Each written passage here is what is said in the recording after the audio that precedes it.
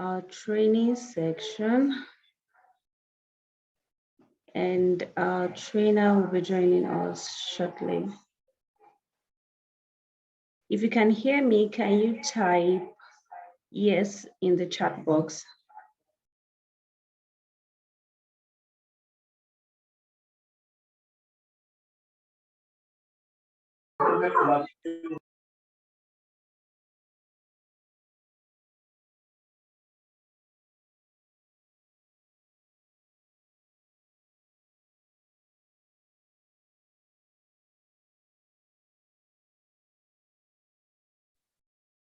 Okay.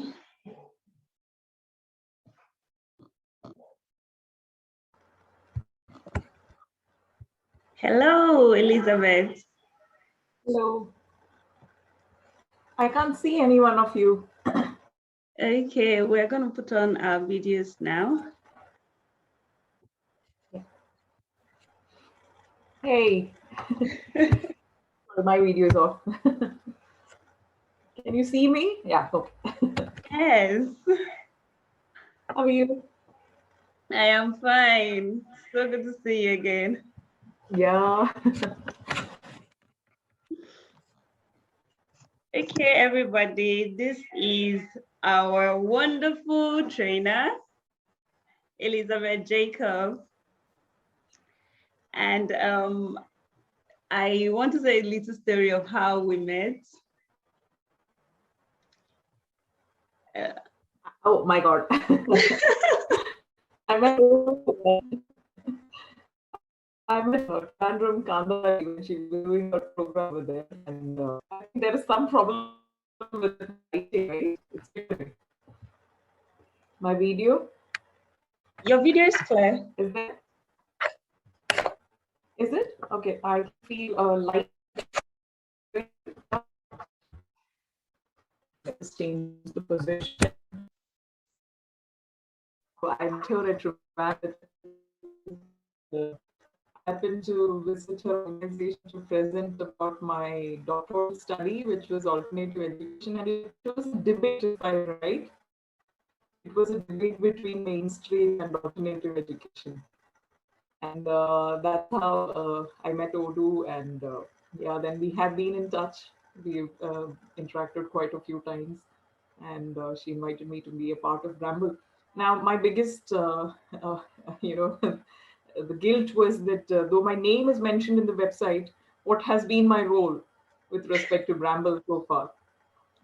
Though I used to read your newsletters and things like that, still in terms of what is the input that I can give. And because I was a little caught up with my doctoral study, I couldn't really give some time. And now I'm completely free. I thought, okay, I should take this time to spend with you all. Thank So that's how we... We're really excited to have you. Mm-hmm. Same here. So I would invite everybody to introduce themselves very briefly, then you can start.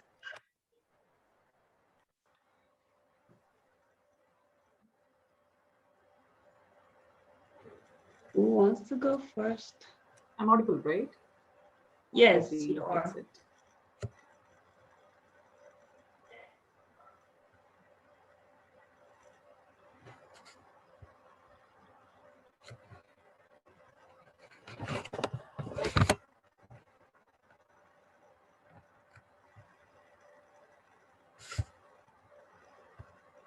Hear me?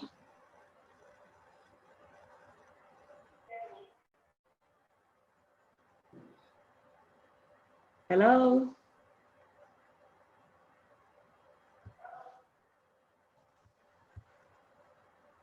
Okay. Good afternoon. Good afternoon, everyone. My name is Omoyemi Adeayo.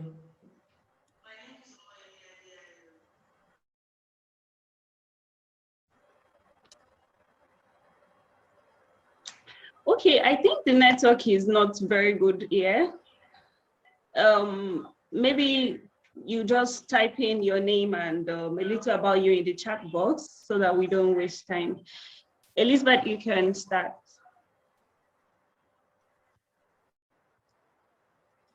Okay, so I'll just start the presentation.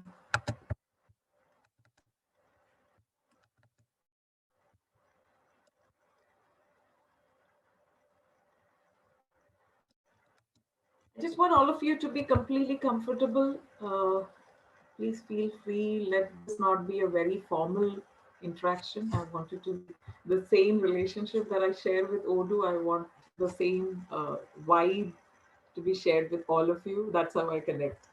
So I've just prepared a small presentation and I'll just share that with you. Odoo, my screen sharing is disabled. Could you just enable that for me? Screen sharing is disabled for me. Okay, work on that.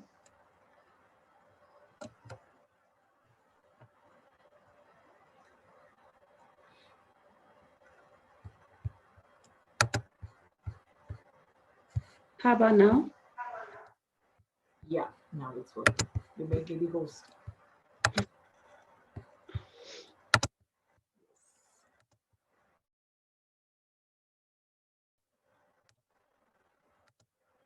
Can you see the screen? Yes. Okay. All right. So welcome, Catalyst. That's how Odoo has introduced me to you all. To our session on alternative education framework. Now that's the title that Odoo gave for our session. I really don't know what to name our session as. So I'll give you a brief idea about myself first.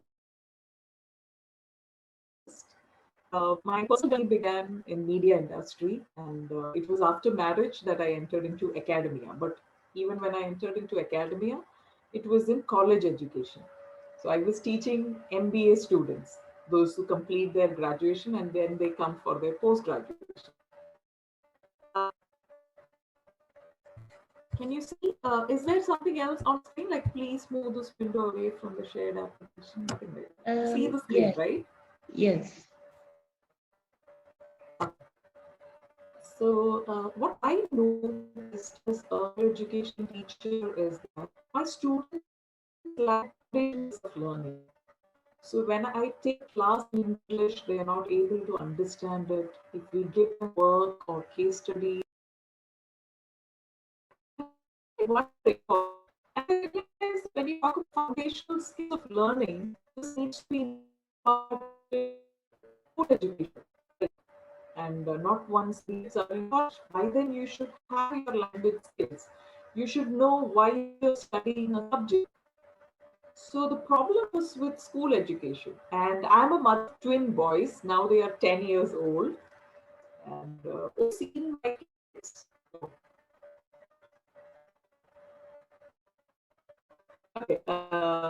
So when it came to selecting a school for my children, I didn't want my kids to be part of this kind of a school system, at the end of which, you know, they probably will lack the foundational skills of learning. They might not have any interest in schooling. So that's where I started searching for what are the options for my children. Are there schools which really make educational experience extremely joyful, at the same time empowering them with the kind of skills that they need? And I caught upon this term called as alternative schools. This was the first time I was hearing of alternative schools. My search began. I linked it with my doctoral journey, and I visited around actually more than 21, around 23, 25 schools across India. I included 17 in my study. And I noticed is I don't know how schools are managed here. Back in India, walk into any mainstream school, it mostly looks the same. You have straight infrastructural constructions like box structure. You mostly have just one or two colors on the walls. You know what is inside a classroom. You have benches which are arranged one behind the other. students are, the teacher is standing the whiteboard, the blackboard details. This is what you see in most of the schools. But each of these schools, at least most of them, I would say almost all of them had a completely unique enter into the system. You know, you are entering a school, you are because they do a lot many initiatives for school children.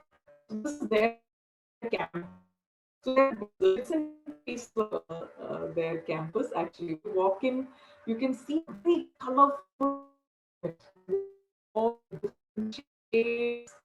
You can see hanging students walking around. Normally, when you walk into a school, what you see is the students are just seated inside the classrooms. But in this particular school,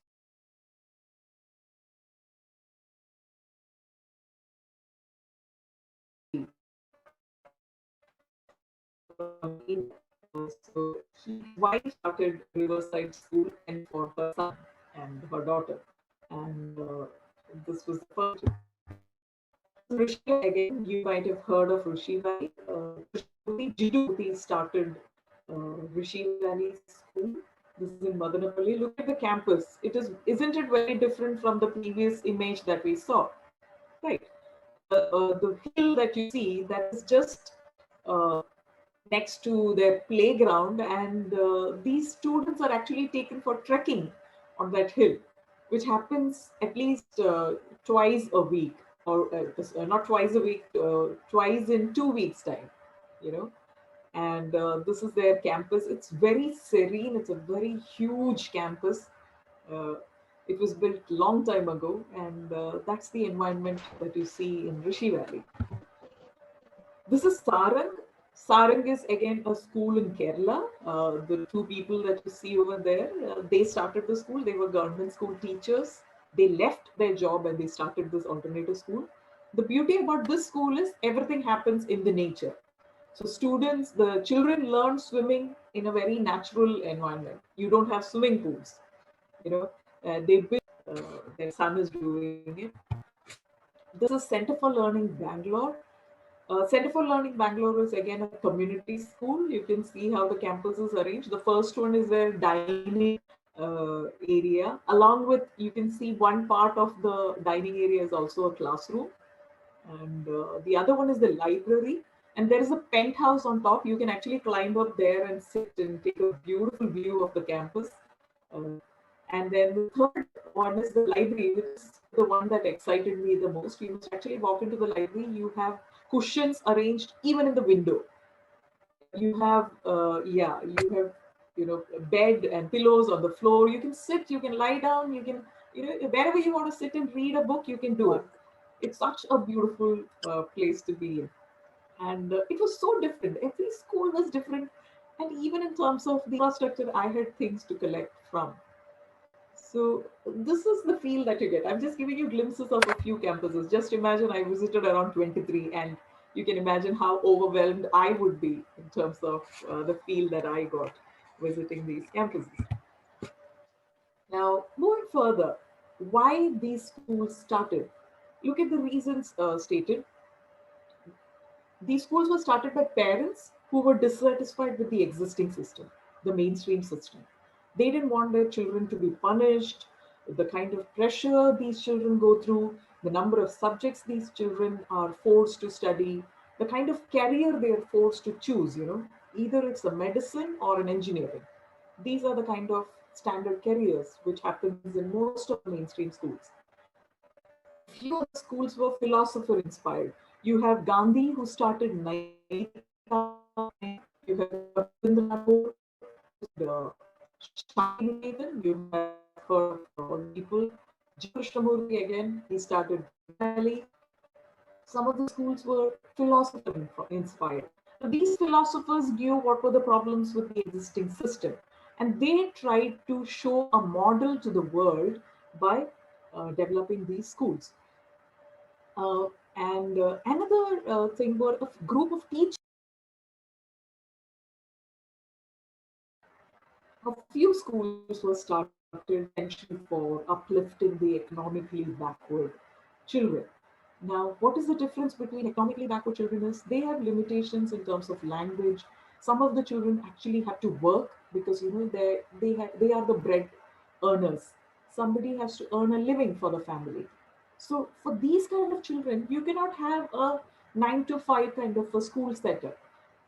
You have to have small interventions. So these children probably have to go and work, they earn their living, and when they get back home, a school system is available for them. So these were the reasons for which these schools were started. And in terms of the school strength, now, a few things which I want to tell you is that when I walked into all these schools, if you look at the mainstream schools, which has been established for say 10 or 15 years, you can see that the school would have a student strength of 1,500 or 2,000 or more than that. They keep on increasing the number of students. Whereas in this particular the study that I conducted, Rishi Valley was the oldest, if my memory is correct. It has been existent for around 50 years, above 50 years. But the maximum number of students that they admit even today is just 310, not more than that. 310 students. Why? Because for them, education is more important. It was not the profit or the financial benefit that they derive out of increasing the number of students.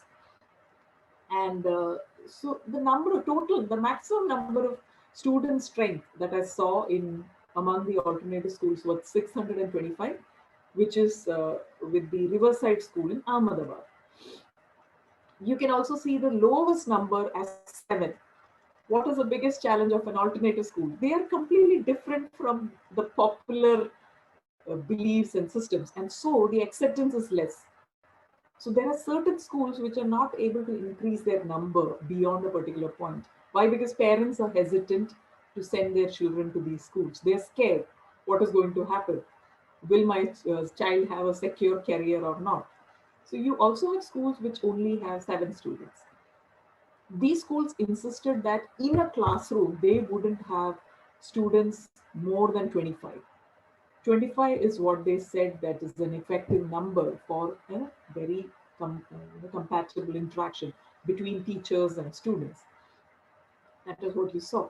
The number of teachers were very high because alternative schools have a beautiful culture. You can actually see volunteers coming in as teachers.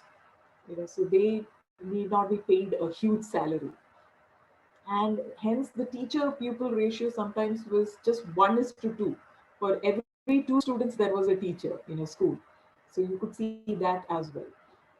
Or else the maximum that I saw was for 14 students you have one teacher. So that is the number of teachers associated with these schools. Why? Because they committed to the vision, they believe in that purpose for which these schools exist.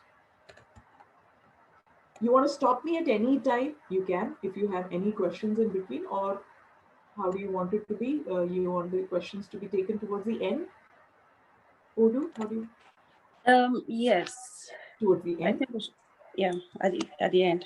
Okay, okay, perfect. Moving further. These are the examination boards in India. The CBSE, Central Board of Secondary Education. You have the ICSE boards. You have the state examination boards. IGCSE is an international board, which you might have heard of. And then there are a few schools which are not affiliated to any of these examination boards. Now, when you're affiliated to a board, you have certain restrictions in terms of the subjects that you have to teach. There are so many restrictions. The teachers you have to employ, in terms of qualification that they need to have, even in terms of the infrastructure. There are specific dimensions for the building that you construct, the way you arrange the classroom, everything. There are too many nuances that you need to take care of when it comes to affiliated schools. Whereas IGCSE is a okay, IGCSE is a little more flexible in terms of how you set the infrastructure. The most flexible situation is where you're not affiliated to any school at all. So you have complete flexibility.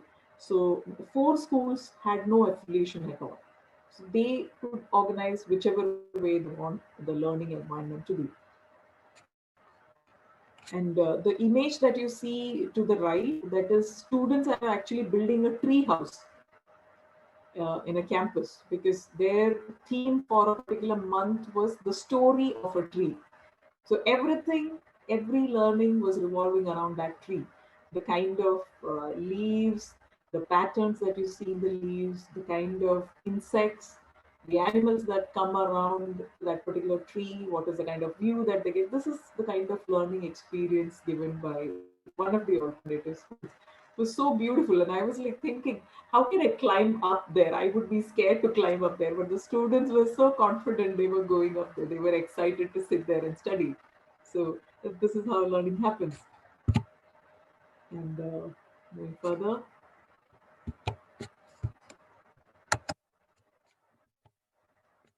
yeah. So what is it that differentiates an alternative school from a mainstream school? There is considerable amount of choice given to students in terms of what do they want to learn, when do they want to learn it, and how and where do they want to learn. The another part is there's flexibility given to teachers. That's the standard methodology. But here the teachers had the flexibility to decide how they want to teach. They had the flexibility to decide where they want to teach. It need not be inside a classroom. Like you just saw, a tree house is being built. So it can be outside. It can even be outside the campus. And the teachers also had the flexibility to decide how to assess a student. Not all assessment has to be a paper and pen test. It can be oral assessments. It can be presentations that these children make. So this is what differentiates an alternative school. The image that you see to the right, that is an image that I took when I visited Riverside School. That's their library. Look at the way the students are on the floor. They have a sheet of paper in front of them. The teacher is reading out to them from that particular paper, and students keep asking if there are certain words which they don't understand. They raise their hand and they're like, "Ma'am, what is the meaning of this particular word?" So it was so interactive and beautiful. I was actually sitting there on the floor. I was lying down. There was a cushion over there. I was also there with them. It was so beautiful, and I felt so relaxed. In a mainstream school, we are so hesitant to go to the library. But in this particular school, the students were excited. They love to go to the library. Mainstream and alternative. You cannot create a divide completely. It is actually a spectrum. So at one extreme, you have mainstream schools. So you have an extremely rigid mainstream school, which punishes students, which is very strict. Students are to get up in the morning at such and such time, and everybody follows a standard schedule. Very strict, regimented kind of a mainstream school is to one extent. And the other extreme is the alternative schools. And you can actually see mix and match of these combinations across. You cannot really categorize it as, okay, these are mainstream schools and these are alternative schools. That categorization is difficult. You can actually see a mix of the educational practice in most of the schools. And now, because everyone has understood the problem with the completely regimented mainstream school, you can see mainstream schools also incorporating activity oriented learning, right? Experiential learning and things like that. So they are trying to bring a little bit more of flexibility. Even the educational system is changing. The recent national education policy that happened in India, it is trying to bring more flexibility to the system. It is asking the teachers to integrate art into every subject and not treat art as a separate subject. So how can you teach math using arts? How can you teach science subjects using arts? So they're trying to integrate. So these are the kind of changes you can actually see. So what I'm trying to say is you not categorize schools as mainstream and alternative, but it's a range of choices. But coming to the alternative school spectrum, even in alternative schools, you can actually see a range. To one extent, you have a pure alternative. Now, Sarang is the example that I've shown on screen. Sarang is a school which is not affiliated to any board. And so they have complete flexibility to decide how they want to teach the subjects and everything, because they're not preparing their children for any examination, and they are not affiliated to any board. So they don't really call themselves as a school.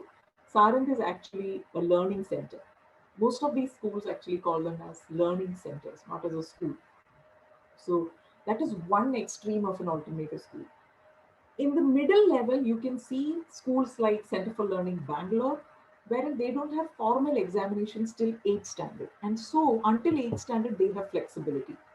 Even the schools that are affiliated to any board, like I was talking to Odu and I was trying to understand what is the examination system that you follow over there. And she told me that the first examination happens only in the 6th grade, right? The formal examination happens only in the 6th grade.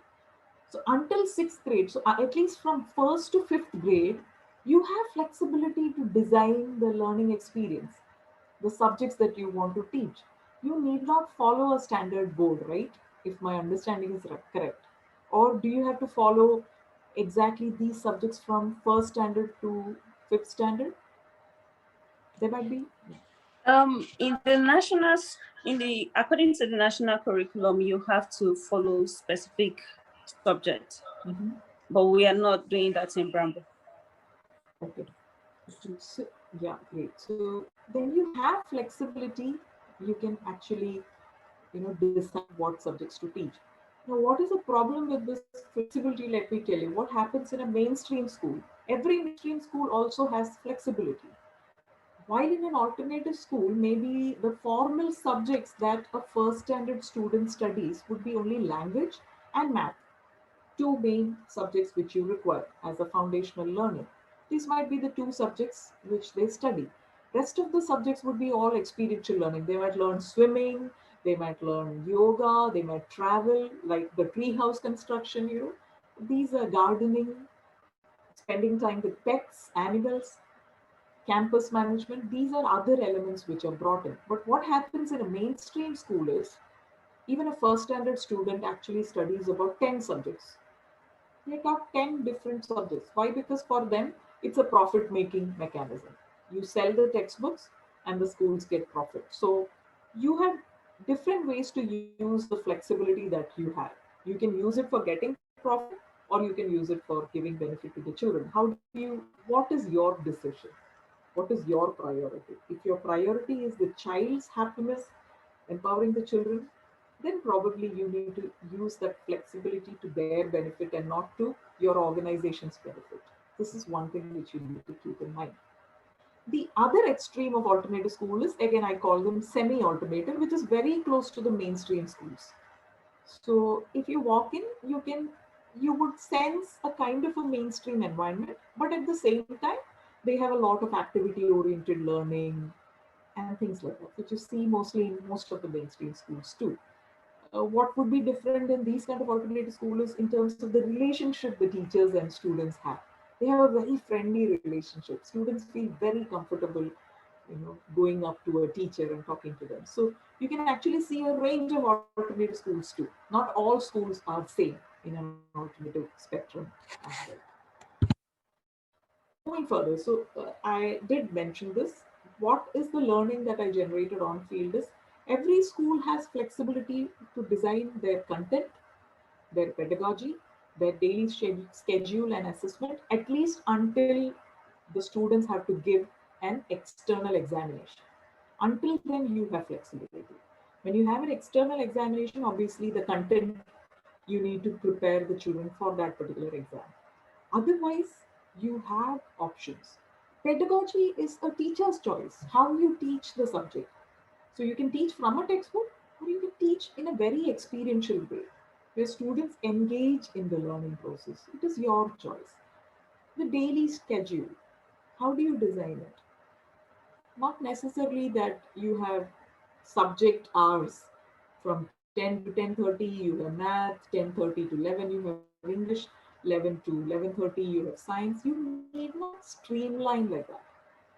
You can have theme-based learning wherein every subject is taught, maybe 3 hours together, the children engage in some kind of a project work in which they learn science as well as math, as well as language. Everything is integrated. So flexibility to design the teaching learning process is there for the schools or any institution involved in education. You have the flexibility to design the learning experience. Now, what do you mean by learning experience? That's the culture of the school. How does a student and a teacher interact? How does students interact with each other? Are they very respectable to each other? Or do they have these stereotypical thoughts? Okay, certain activities should be done only by boys, certain activities should be done only by girls. If these kind of stereotypical things are there, alternative schools take an initiative to break those kind of stereotypes. It tries to respect every individual. And another thing which I saw was there is a collegial management model. So every individual associated with an alternative schools have a say in the decision making process. Their thoughts are taken care of. It's not like an authoritative structure which you see in a mainstream school. So you have a principal and a management. They dictate the terms in a mainstream school. That is what you see. Whereas in an alternative school, that is not the case. Every individual together involved in the decision making process, and then they take a decision which is favorable to almost all of them. So I'll take you through the teaching, learning, and assessment process. So academic content, I did explain this. This is the range of choices which I saw. Types of alternative schools. So you have alternative schools which are very close to the mainstream. That there were very few of them, but mainstream schools is the first, second column. The middle column is the hybrid, where you see a mix of mainstream and alternative, and the right extreme is alternative. So let's look at each of these. In terms of academic content, in a mainstream school, what you see is most of the academic content is only from the textbooks, which are published by somebody or an examination board. This is what you see in terms of academic content. When it comes to a hybrid school, they definitely use textbooks, but they also have themes, theme-based learning, which the teachers decide. Okay, this month we are going to study about soil. That is the theme that they are going to study about. And every subject revolves around the theme soil. So math, where is math involved in soil? Where is science involved in soil? This is teachers' level of creativity that needs to come. That is the hybrid option. In an alternate school, it's mostly themes. They hardly have textbooks from which they teach, because textbook is just a tool to communicate, right? A learning tool, that's all. You can use anything. Anything can be your content. So in an alternative school, the teachers decide the things. Looking at the pedagogy, in a mainstream school, what you see is they tell you a content book. Teachers come and they ask the students, okay, students, let's learn to number 50. And it starts reading from the textbook, and students have to look at the textbook. This is what happens in a mainstream schools. Whereas in a hybrid environment, you can see a lot of activity-based learning. Teacher comes to the classroom and she might come up with some kind of an activity, and every student engages in that. And finally, the learning happens. In an alternative schools, you can see experiential learning with real life problems. What is different between activity-based learning is the teachers create an activity, right? It's not a real life activity. Whereas in an alternative school, students engage in real life problems like water conservation, rain harvesting projects. Teachers and students together develop a rain conservation, water conservation project on campus. It might be a social issue that they might be tackling. For example, one of the schools get involved in an afforestation work of the local area. So there is a hill which is there, and every week, twice in a week, the students take small plants and saplings of big trees. They climb up this mountain and they plant it over there, and that place is green, very green. So this is experiential learning and involvement with real life problems, which you see in an alternative school. In terms of daily schedule, in a mainstream school, it will be very rigid. In an alternative or a partly alternative one, you can see a mix of it. There are certain subjects which are common for everybody. After that, the student decides. So if a student just wants to sit and draw, she or he is given that opportunity. First half, they study math and science. The second half of the day, they can do whatever they want in campus. That is one way you can design a schedule of your school. Even the highly individualized learning, that is possible only if students are less. If I case in school, you can have a daily schedule, like a monthly schedule for each student. So when they talk, you can on Monday what would we do? Tuesday what would we do? This is different for each student. That is a highly individualized schedule, but that is possible only when the number of students are less. When you have more number of students, you have to have a partly common structure and the rest can be made flexible. Moving further, in terms of assessment, when I walked into these schools and I interacted with the teachers, normally what do we use assessment for? We look at assessment or the examinations that we do in our schools as whether the student has learned the subject or not, right? Whereas in these alternative schools, they use assessment as, did I teach the topic well? If my students are not able to understand it, then probably I haven't taught the subject properly. And there are different ways of assessment that they can use.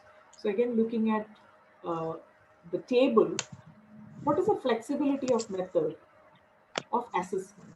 In a mainstream school, we only use, mostly they use paper and pen test examination. Self-examination is the only form of assessment that we have. Whereas in a hybrid environment, you have multiple methods of assessment. So if a student is not good at writing written expression of his or her knowledge, they have the option to orally present their work. Some students might be very slow in catching up with the writing skill. For them, do we have an option of oral presentation? So that is multiple methods of assessment which you can involve so that every kind of child can be taken care of or assessed through multiple methods. So if a child fares well in written and if a child fares badly in oral, then still it's okay. At least they have the kind of knowledge. Somewhere they are in terms of their learning level. Another method in an alternative school is student choice. Now, student choice mode of assessment is possible for senior students, not for the smaller kids. But again, it depends. So the student decides how he or she wants to be assessed. So if a student says that my project, whatever learning I'm going to derive, I'm going to take photographs, I'm going to prepare an exhibition of the photographs that I've studied, that I've taken. That's how I want to be assessed. Then the student says, I'll be writing a written report. So it's the student's choice how they want to be assessed and when they want to be assessed. Again, it is difficult. Who evaluates the student? In a mainstream school, you see that the teacher evaluates the student. Whereas in an alternative school, you can see the teacher, the student themselves getting involved. So that means a self-evaluation assessment happens. So they themselves correct their own papers or their own work. And then there is a peer assessment.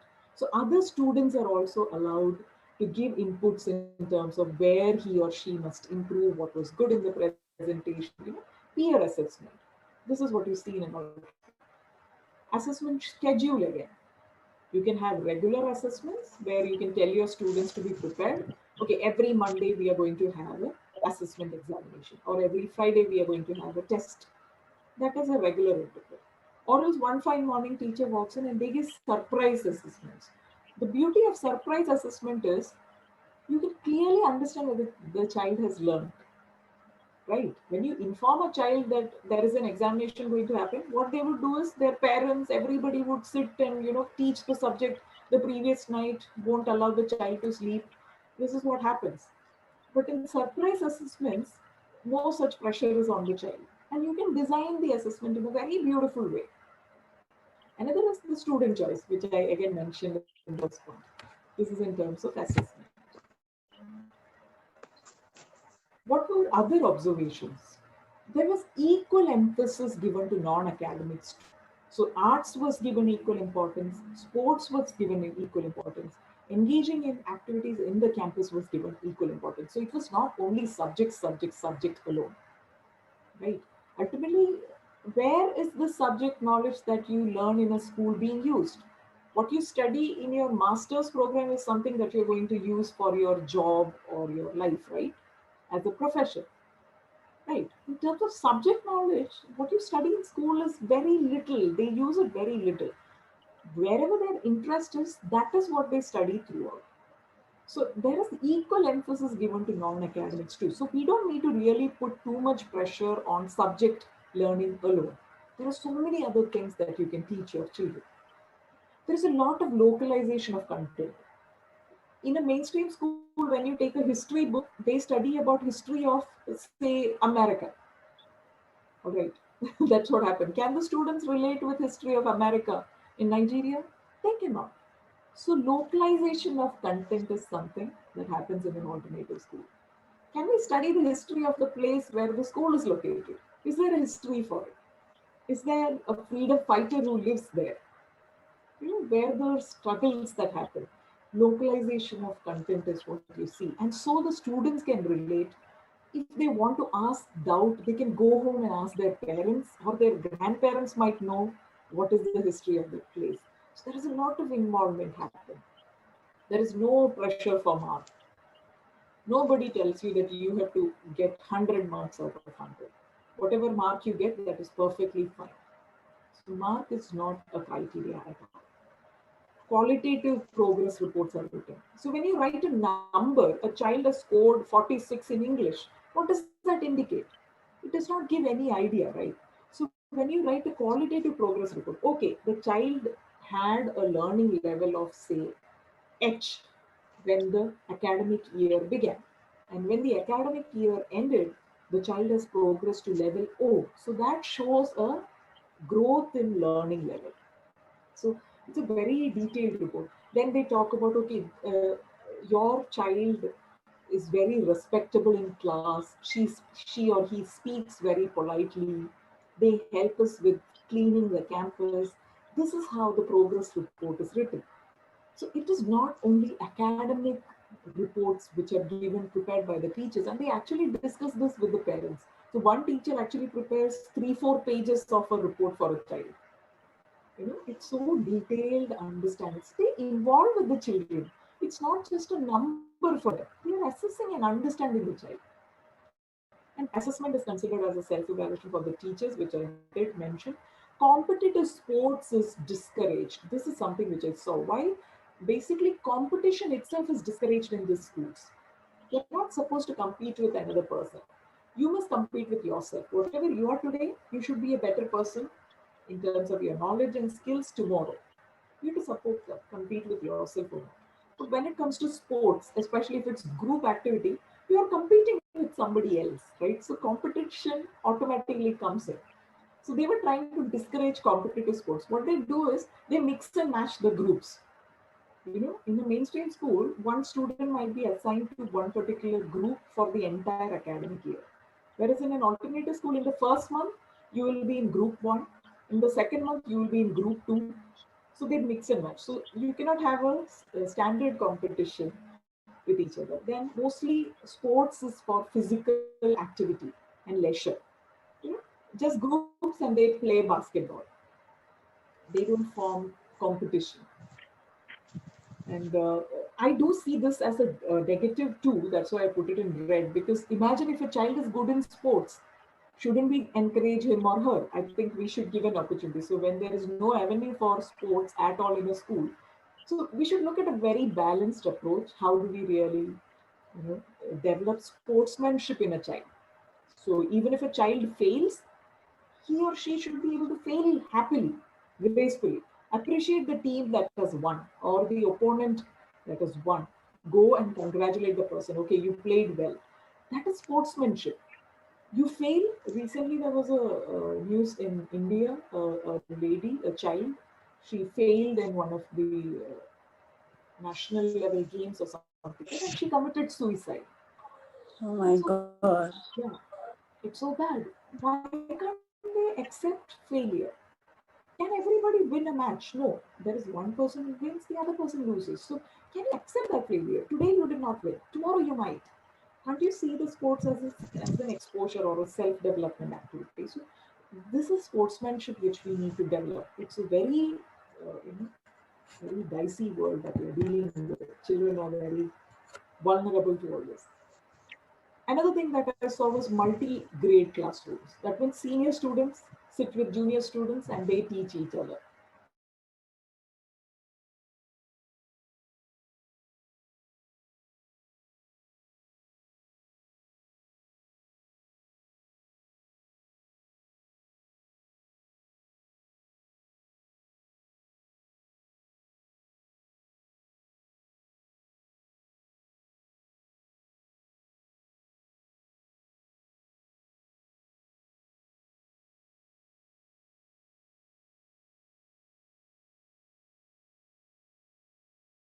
Stuff of the students, it's a residential program. So together they were trying to discuss and understand what can be done about it.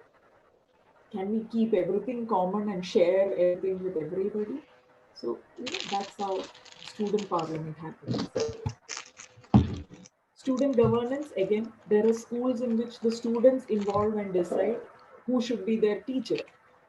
Even that level of involvement you can see in certain schools. That is the level of student governance. Role in social change is something which I saw in alternative schools. Like in a mainstream school, they're only involved in providing education. Whereas in alternative school, you can see that there is a regional influence that they do. You can see change making, social influence which they try to create. There could be problems of, say, alcoholism in the society. How can the school play a role in tackling that? That's the level of social involvement that you see. I talked about afforestation, lake conservation projects. Odu will be able to relate with it a lot because Kandari is involved in so many such social projects. And alternative schools actually involve the students also, the small children also, into such social change projects. So at a very small age, they become more responsible to the society, not once they are in the college level. Community integration. We have to always understand that people around us are a resource. Anybody can be support for us. So our parents can be people who teach the students. Our parents might, one of our parents might have a farm, say an apple farm, apple orchard, and you can take your students one day to the apple orchard. You can speak to the parent and take them to the apple orchard and have one day spent over there. So community integration is where you take resources from outside, they also get involved in the teaching learning process. Another thing is co-supporting. In one of the schools, there were certain children were from economically backward communities. You have a mix of students. So this school took initiative to find income sources for these parents. So one of the parent was supplying food, cooking food and supplying it to the school. So that's an income source for her, right? So school took initiative and told her that why don't you do this? You know, that's a co-supporting community. When you take resources, how can you also support the society? That is community integration. Very unique educational practices which you see. One of the schools take a gap year, which is the 13th year of schooling. So after 12th board examination, the school students spend one more year in the campus interacting, moving around, internships and all that. In that one year, they don't do any formal education. We are hurrying our children to finish your 10th standard examination, finish your 12th examination, finish your graduation before you complete 21 years old. Why should we hurry? Let them take it slow and steady. Let the children take an informed decision. Give them time. So 1 year is completely a gap year, 13th year of schooling, which the school is taking initiative. Trust, value of trust. One particular school allows parents to opt out of fees, even if they're from affluent families. They might be rich families, but if they don't feel like paying the fees in this particular year, they're allowed to opt out. Now, this is not something which I might recommend. I was a little negative about this. Because then what happens is the school has to find sponsorship for funding their programs. That is difficult. Differential fee payment system. The rich people might pay a more huge amount of fee, which is compensated with when you have economically backward families, they pay a smaller amount. In one of the schools, the annual fee was around 36,000 rupees, which is the maximum fee that a family can pay. Whereas if a family can only afford to pay 10,000, they are allowed to do so. That is a differential fee payment system.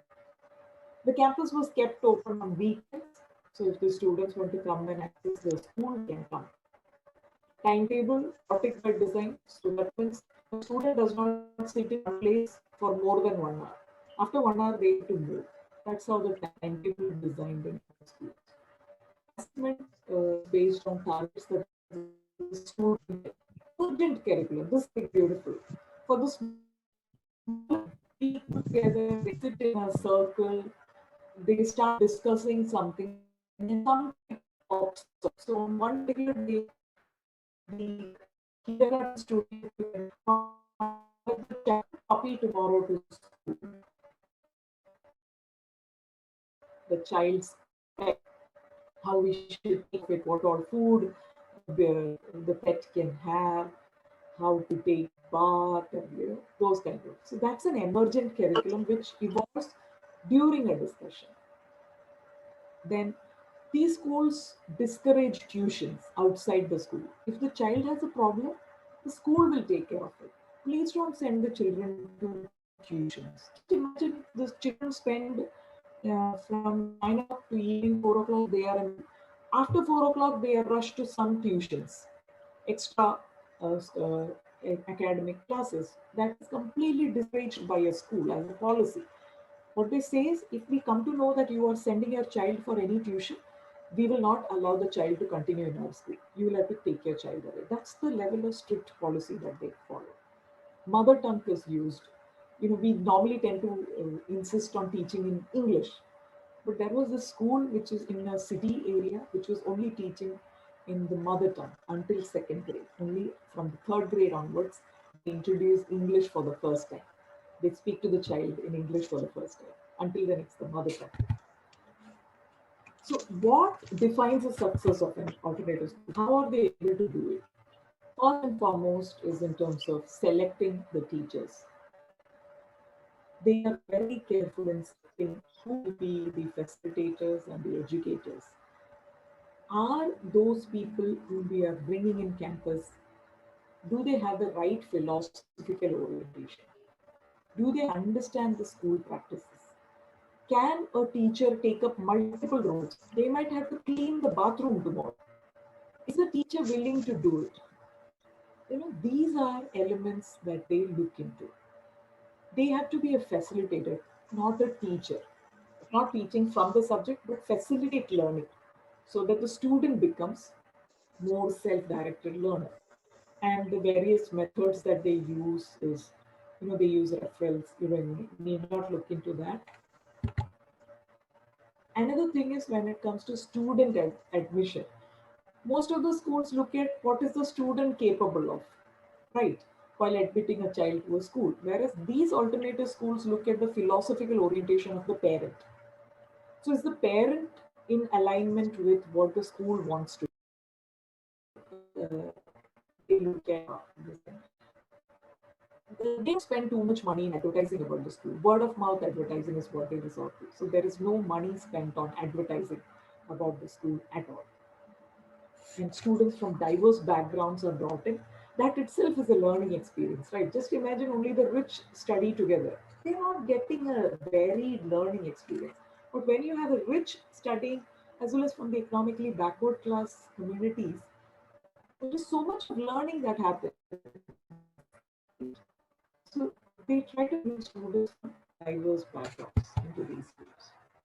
I mentioned about this collegial model of management, wherein one of the things is they see to it that educational philosophy of the school links with the management philosophy and practice. Every decision that is taken in the school, they evaluate it. Is this in tune with the philosophy that the school Why are you choosing it? Are you choosing it because you will get some money out of it by selling it to the students, family? Or are you choosing it with a philosophical orientation? Okay, you want every child to have a uniform color. Is that the orientation? If you are choosing to sell uniforms to get income out of it, you have already diluted from your vision. So every minor decision is evaluated with respect to their philosophy. And you have an extremely cohesive team of facilitators. There's so much of love and communication between each other, you know, and very intelligent. Even if there are issues between them, they have a very intelligent way to tackle it, speak to each other and tackle the problem, rather than creating fights and this kind of issues. They have a very flat organizational structure. So how do we apply these into our environment? One question which I want you all to think about is, what is the kind of individual that you are trying to develop through your learning experience? That is what you need to keep in mind.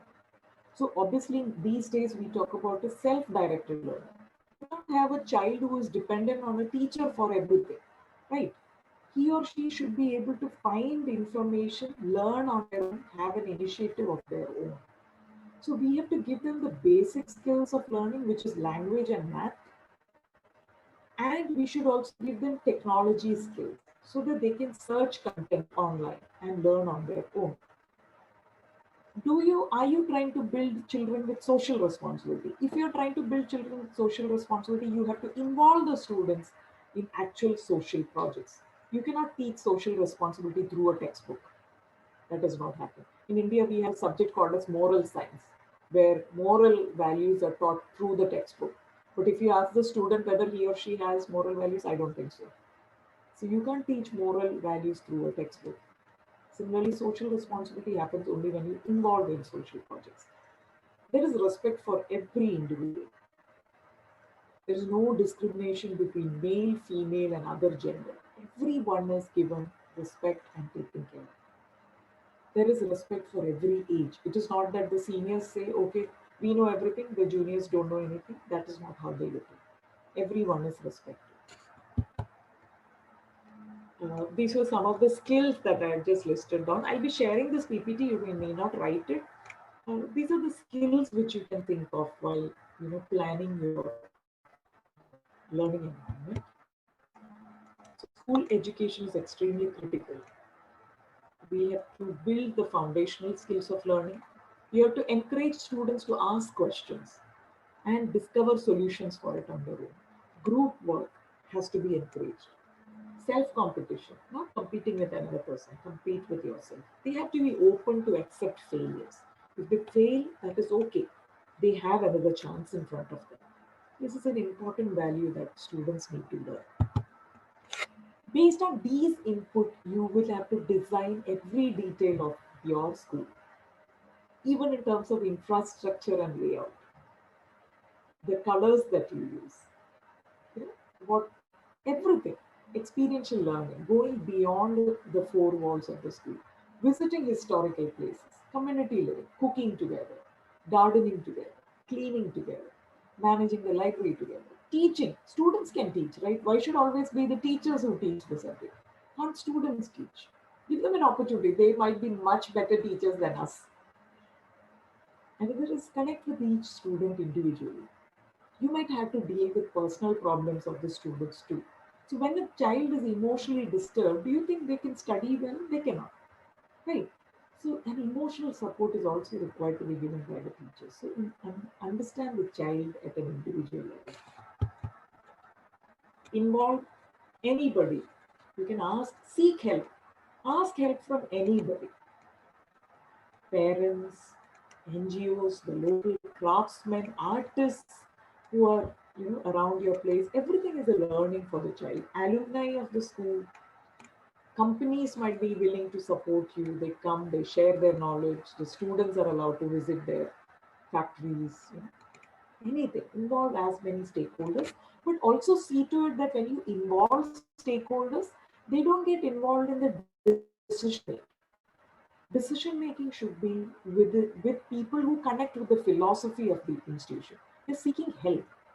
Once everybody starts making decision for the institution, the vision might be diluted. That shouldn't be the case. But you seek help wherever possible. Take help from parents, anybody. So the change has begun in schools. Let's spread the ripples of change. Thank you.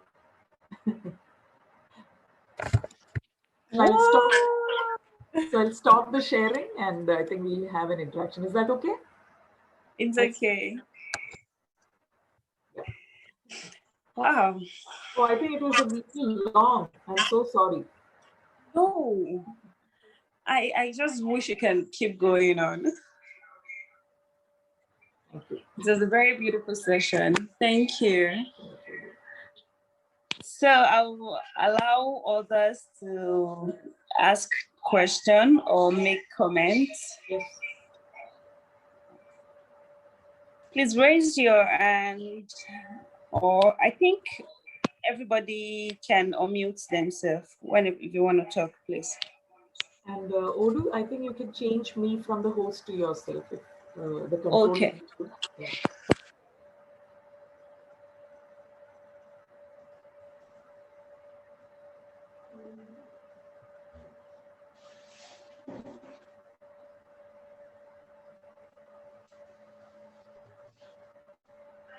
Okay, all are saying awesome session. Thank you, thank you. That is just compliment. I would like to hear your doubts, ask questions. If you need any clarification, I'll try to share whatever understanding I have. Hybrid in any way?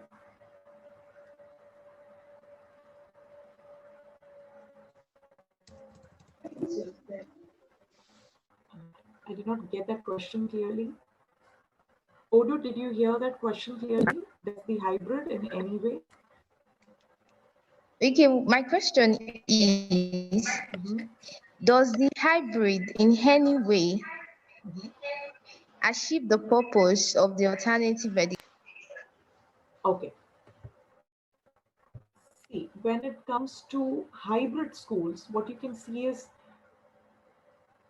it does not fulfill all the objectives of an alternative school.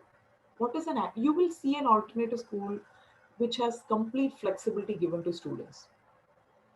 So hybrid schools are the ones which will be affiliated to some board. So can you give complete flexibility over there? No.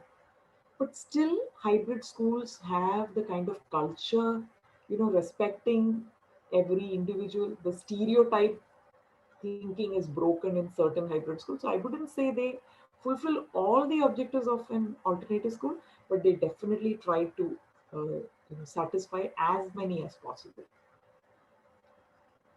And it also depends on what is your understanding of what an alternative school is supposed to do every day.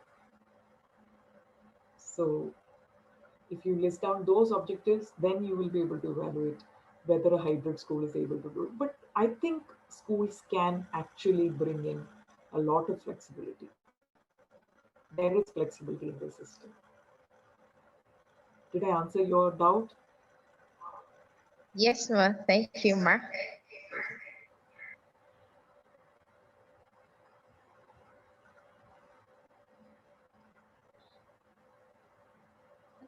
Okay. I think one of the major challenge for schools that are looking at bringing in these activities-based learning and different things is actually the government policy. For example, in Nigeria, it's very strict. Okay. Once you are registered as a school, there's a limit to the kind of experimentation that you can do. That's why we did not register Bramble as a school. Okay. So I don't know how some of these schools in India are able to maybe navigate government policy. And for example, Rishi Valley, that has been existing for 50 years, how has it been? I was not able to visit them. Okay. Odu, my answer to that question is, when you say there is too much of restriction imposed by the government, I'm trying to question you in terms of what is your understanding. You the case of Rishi Valley. Rishi Valley is actually a CSE school. Everything by every other, imposed on every other school is applicable on Rishi Valley as well. But you can actually see flexibility inside the campus. So what I feel is the restriction that some of the mainstream schools, practice is actually for convenience. Yeah. So why 40 students are kept inside a class?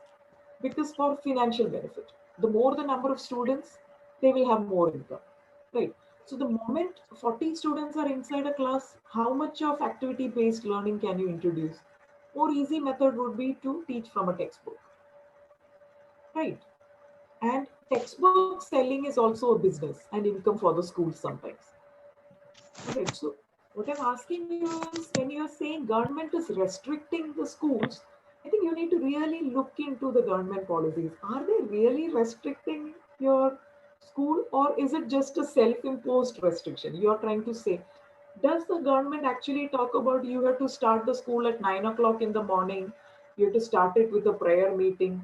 The students can only sit inside a classroom. I'm asking you, does the Nigeria government talk something like that? No. Does the government tell you that you can only teach from a textbook from first to fifth grade? Sixth grade, I understand, because it's an external examination board. Okay, you might have to teach No, from a textbook. But otherwise, does the government actually tell you that the students cannot be taken outside the classroom? Do they? no, that's a very good point. Very good point. I think it's just going to be the area of the number of subjects that they do. That's true. It's actually some of these schools that impose textbooks and their methodology.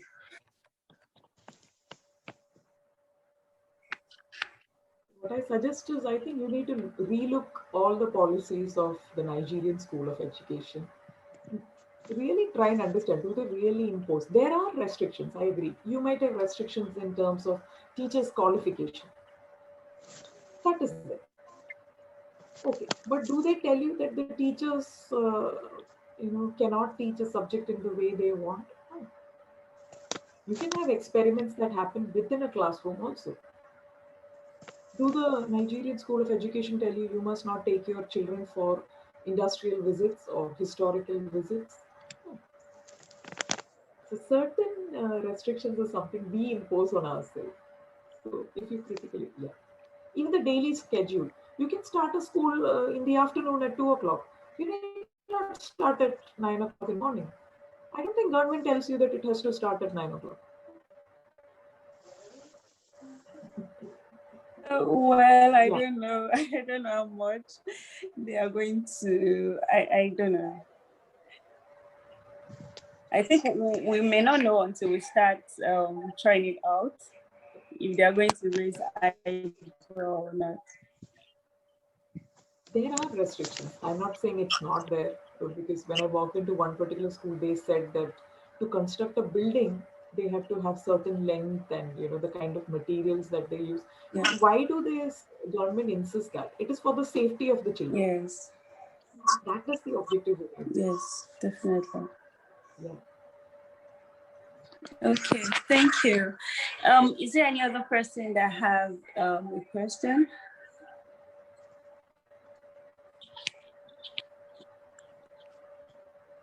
Ask your question. So when there are no questions, I keep telling either everyone has not understood anything. Actually, mostly that is the case. Nobody has understood anything. That's why there are no doubts.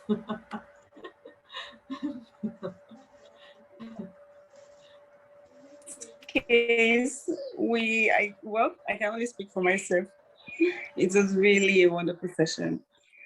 Thank you, Robert. What I suggest is, okay, maybe everyone might be a little, you need time to just internalize whatever I discussed today. What I'll do True. is I'll share the PDF of the presentation with you, Odu, and maybe you can have a common meeting between your catalysts together. You can sit. If you have any doubts, you can send it as an email or a WhatsApp message to me, and I'll reply Okay. back. You can share my email with any of your educators if you want to, or you can have a common, like you send a mail and everybody can see my reply. Yes. That can be. Yes. So Um, I think that would I be. think someone has a question. Moimi, you have a doubt? Evelyn. Okay, my question, take Nigeria for example. If we have a school that has included the mainstream education and wants to divert or change to the alternative education, a school that has been registered now, because according to the policy, we have restrictions of subjects and everything. What processes do you think this school can take for effective purpose of the alternative education and not mixing it with the mainstream so that it won't, the school will not become an hybrid school? Okay. Uh, Evelyn, I think you want the school to be an extremely alternative one. Not necessarily. I would look at a balanced, the hybrid model which I talked about. That is a very balanced approach to education. When you look at a completely alternative school, the thing is there are very few students over there. So when you have less number of students, you have more flexibility to design the program. But can a school survive with less number of students? No, right? You need some number of students. So imagine you decide that you have at least 100 or 150 students in your school. That is the number that you decide. So then can you take individualized learning approach for all 150 students? No. So you need to look at a balanced hybrid approach. So I would look at hybrid, which is not very close to mainstream. Can you design your learning experience of a hybrid structure which is closer to the alternative? How is that possible? I gave you so many inputs, right? Can't you have a hybrid school wherein children teach the subjects? Can't you have a hybrid school wherein there is a very friendly teacher-student interaction? Can't you have a hybrid school wherein you don't have subjects, but you have themes designed, and you have subjects only when the students have to give an examination? When you're preparing the children for an examination, okay. Until then, you can have themes. Can't you have a school which looks at arts, dance, traditional dance forms also as a learning experience? Do we teach our traditional dances to our children? No, right? We are trying to teach our students only English, and we are trying to teach our students so much of technology. We are not connecting our children with the roots. I think our students, children are forgetting what our country stands for, what Nigeria stands for. Certain crafts, arts, dance forms, which is very peculiar to your country, your place, your state. I think you can bring that into the school. So don't look at hybrid schools as a very negative, in a negative way.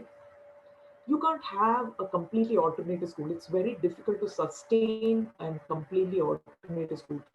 Do you think parents will be willing to send children? No. The risk associated with an alternative school is a little higher, right? So parents might not be willing to send. So I would suggest look at a balanced model of education. Be positive about a hybrid school. But at the same time, don't put pressure on a child to score marks. Can you encourage? I don't know if I answered your question, Evelyn. Yes, ma. Thank you very much, ma. Thanks. Pleasure. I have questions. Yeah, maybe. I have a question. Okay. So who goes first? Okay. Anybody? Okay. Yeah. So my question is, convince a society who believes that certificate is the utmost achievement. How do Uh, you convince Mami, you weren't audible. You weren't audible when you said that. Were you asking me that a society that thinks that certification is the ultimate achievement, what do you do to break that? yes? That was your question. Okay. Uh, I wouldn't again negate having a certificate. Now, imagine I have completed my master's in business administration. I can get my master's in business administration even if I get 60% mark or I get 95% mark. Okay. So I can put pressure on a child to get that certificate by scoring 90% mark, or I can tell the child, you pass the subject, you will get your certificate. That is one way to tackle certification. You don't need to be scared a lot about certification. Especially imagine what certification actually helps you is it makes your learning path a little more easier. When you have a certificate in your hand, it's a little more easier. You're proving your credential, right? So I would suggest don't look at certification as a negative thing. Breaking the stereotype with the certification thing. That again, schools are taking initiative in India. If you look at Shikshantar in Rajasthan, they have gone against certification. They don't allow their children to write any examination. What they do is at the end of the academic year, these students prepare a portfolio of their skills. So if a child is good at making YouTube videos, he or she would have posted YouTube videos online, right? So that's one part of their portfolio. If a child is good at voiceovers, recording voiceovers, then actual voiceovers are recorded and these are presented to prospective employers.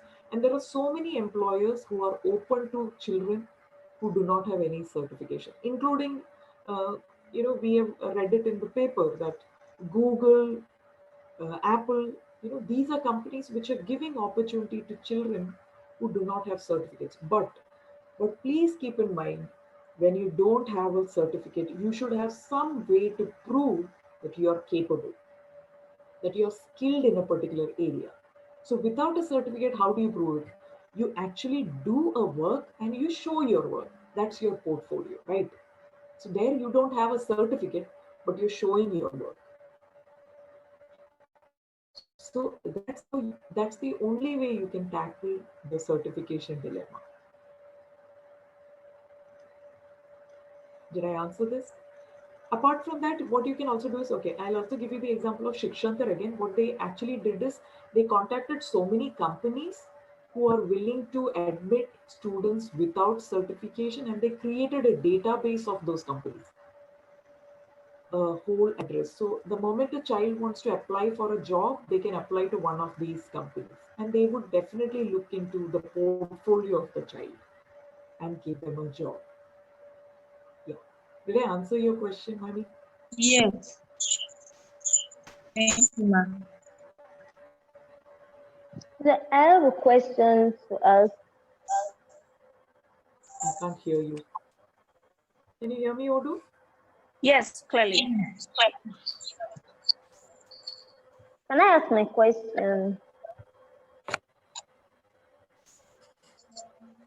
Yeah, we have one more question that I don't know if I'm pronouncing your name correctly. Can you hear her?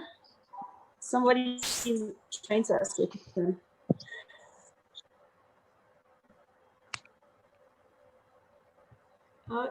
If Hello, your Liz. audio is not working, do you want to just type it in the chat and I can see it? The question in the chat. Okay, or ma'am. I'm not able to hear you. All right. Okay, apart from online training or in-service training, is there any attempt made to prepare an alternative educators in exposed to an alternative education environment? So to develop educators, they have to be exposed. They have to, go and work with alternative education schools, and that's how you can develop. Otherwise, I don't see any formal uh, institution that trains teachers to become alternative educators. But there are so many teachers who have walked out of these schools and they've started their own alternative schools. That has definitely happened. They worked in an alternative school and then they have started.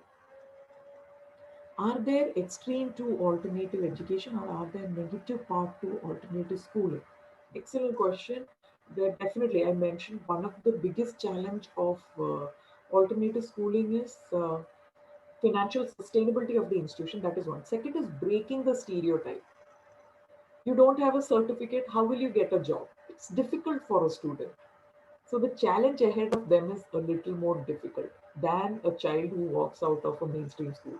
You have a certificate, you immediately get an admission somewhere.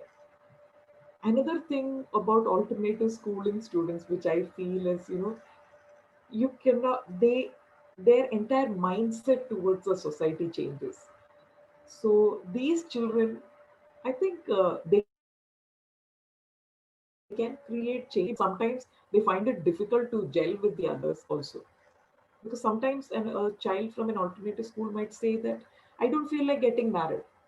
While the society says that you have to get married, you have to get married, you have to get married. Such a child might take a decision. No, my decision is that I don't want to get married. I don't want to have kids. That's a decision. That's an informed decision. Why should we force a child, a person who doesn't want to get married? Why should we force them? So you can look at it positively, you can look at it negatively. Sometimes it might create problems within a family, right? Between the parents and the children. And the children, they might have a big fight on, oh, you must get married, you must have a child, you must get a job of your own, you must have a regular income. So these children think very differently how they want to live their life. It will be difficult for them, it might be challenging. For an alternative education, a child who walks out of an alternative education school, for them, they don't look at success in terms of the money they earn monthly. For them, even if their monthly salary is just $5,000, they are happy with it. As long as they can travel, that might be their dream. So they design their life in a very different way. So that's what I feel is the negative side of alternative education. Trust me, none of these is negative. If my children tell me that they don't want to get married, I won't force them. I am okay with it. But are all parents okay with it? That is something. Thank you. I Did I agree with answer that your question? 100%.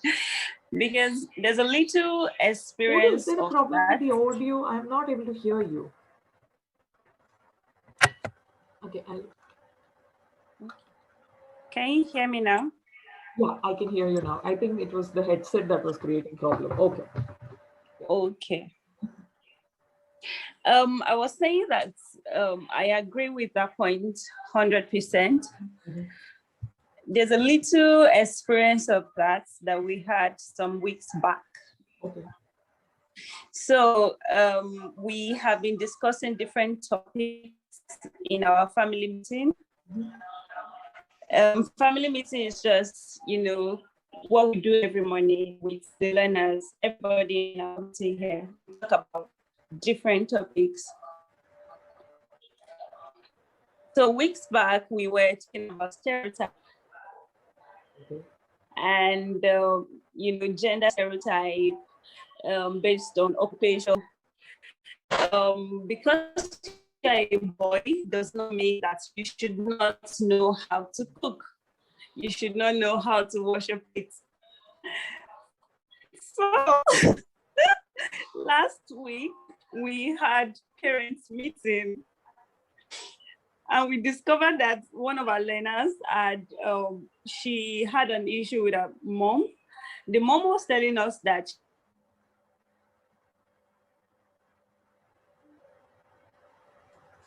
can you still hear me? Yeah. I Okay. lost you in between. So we're trying to find out why this child was disobedient. So we called her and asked her, and she was telling us that the mom insisted that because she's the only girl, she should be the only one washing plates. And she was trying to tell the mom that no, because I'm a girl, it should not mean that my other siblings, which are older and younger, should not wash plates. So very true. Children in this kind of setup tend to begin to speak against stereotypes, and that could be a really big challenge for them.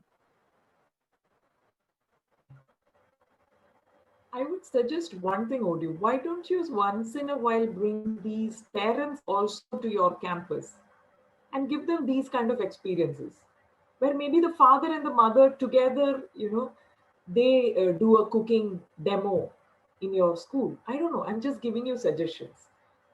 So together, the father and the mother, there might be at least one family who might be willing to do it. Not everyone has those stereotypical thoughts, right? There might be one man who is willing to, demonstrate that I can cook, I can wash utensils. So he does it along with his wife, and there are other parents sitting around. So this is how you break stereotypes. You have to show examples. Just by saying, they won't change. We'll definitely try that out. Thank you. I think most of the questions are done, I guess. Okay, I think there's no longer any question. Thank you so much. We are really, really happy to have you today. Anytime you can mail me and I'll definitely reply back. All right. So have a great day. We took the first part of your morning already. Enjoy. Okay. Same to you. Bye-bye. Bye-bye, all of you.